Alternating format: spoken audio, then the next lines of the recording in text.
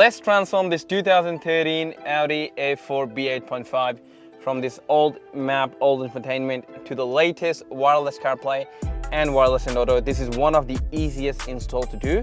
So you see this Audi multimedia, you need the Audi keys. These are your Audi keys, so you plug them in the key holes here. That's gonna allow for you to pop the radio out. The second thing you need to do is this panel on the side. You have to take that out. There's 1/8mm here. There's 3 in here and 2 at the bottom. Removing all of them will allow for you to remove your glove box. And that is pretty much it for the disassembly. So let me quickly go ahead and do that, and I'll show you the next process. All right, so the way the Audi keyhole works is you put in the Audi keys that you can get from our website, www.westernautocustoms.com.au. So you put them in, you kind of pull it out, that kind of locks in. There's a pin going in, so the key locks in there. It disengages the pin, just like a lock, and then you can pull it out. You can sort of feel one connection underneath here for this panel, this trim. So just go ahead and undo that connection. Once that connection is undone, you can pull the rest of the radio out. Now, a good thing to do at this point is to just put in some microfiber here, so when you're pulling this out, it's not going to scratch anything. So let's quickly go ahead and do that, and then I'll quickly undo all the 8mm as well, and see you guys in 3, 2, 1. So what I did there is put a microfiber underneath and put my glove box on there.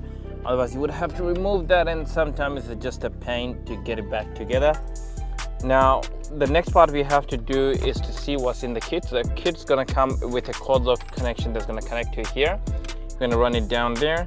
The second one is gonna be a display cable that's gonna connect from here down again into the module. So you kind of have to think how the whole thing is working. So the radio is gonna send signal out to the module. The module is gonna send signal back into the screen. And that's how the whole thing is going to work. So let me quickly go ahead and do all of those connections and show you how everything is connected. Where's my module mounted, and we can move on from there. All right, so these are the connections here. The main power harness, the other one for your display. That's gone into the gray one from the factory side. It's gone into the female one on the green one. And that's the other one coming out of the module that's going to go behind the radio.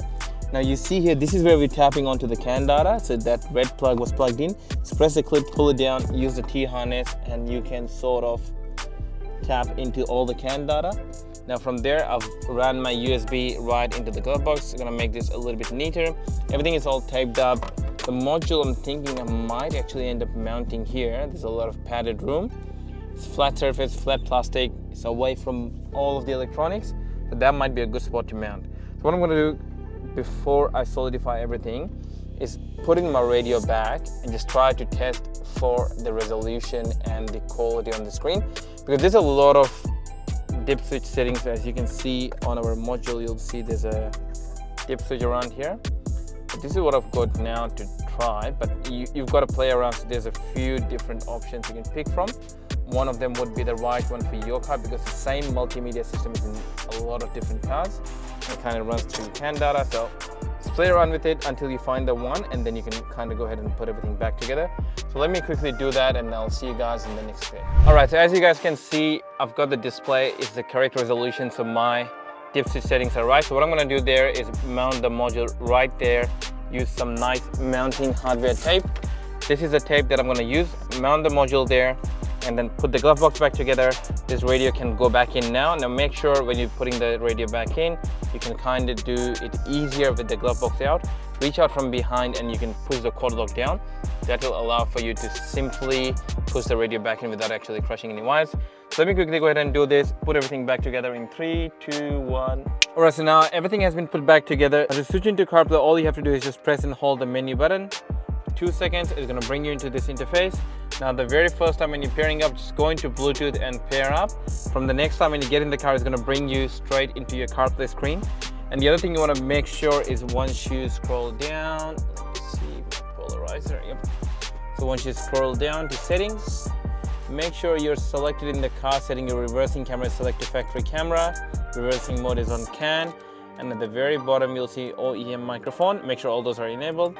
And the last thing I want to do here is, if I go back, go into system, factory mode, inside my phone link settings, go in there, and then you'll see I have enabled right hand car drive and disabled phone link audio. Then go ahead and reboot the system. That's all you had to do. Now the whole setup is completed. You want to make sure you're always connected to your factory Audi Bluetooth, as well as you're also connected to the limited box, which is your CarPlay menu now.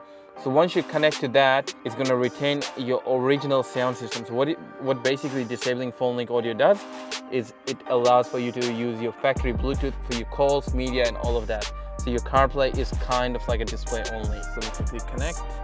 I'll see you once my phone is connected. All right, well, that's CarPlay paired up. You can use original dial to connect everything.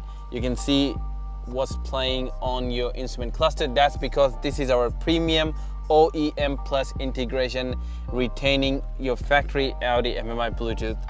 Insane, insane, very quick and rapid. You can still go back to your original menu, just press and hold menu, onto your Audi screen, press and hold menu again, back into your CarPlay.